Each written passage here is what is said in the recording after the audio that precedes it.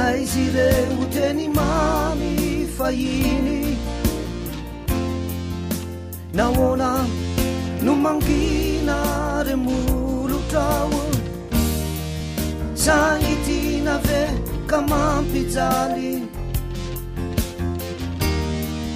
sa tsy natao hoaiana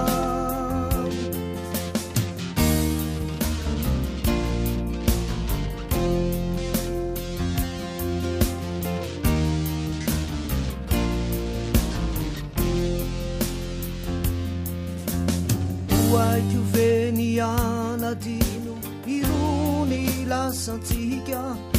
ka vetsosy tsy ahy no any mitanisa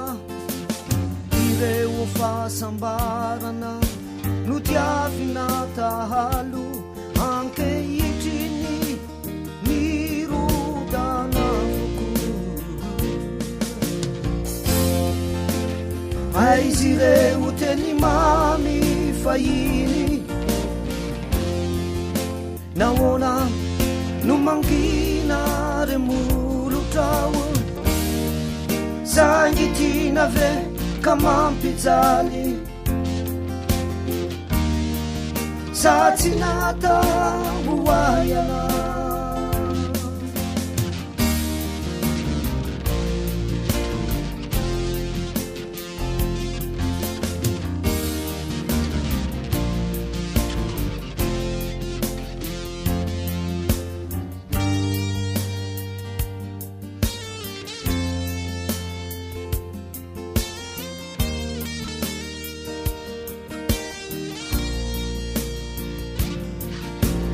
zarineny natontsaiko niorokorokana tao niserana kanefa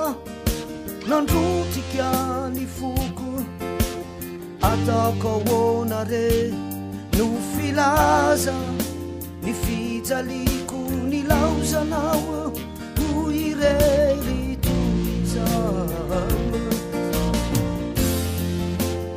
aizy reo teny mamy fahiny nahoana no mangina remolotrao sangitina ve ka mampijaly sa tsy natao hoaiana sangitina ve ka mampijaly sa tsy natao hoaiana aizy reo teny mamy fahiny nahoana no mangina remolotrao sangitina ve ka mampijaly sa tsy natao hoaiana sangitina ve ka mampijaly sa tsy natao hoaiana sangitina ve ka mampijaly sa tsy natao hoaiana sangitina ve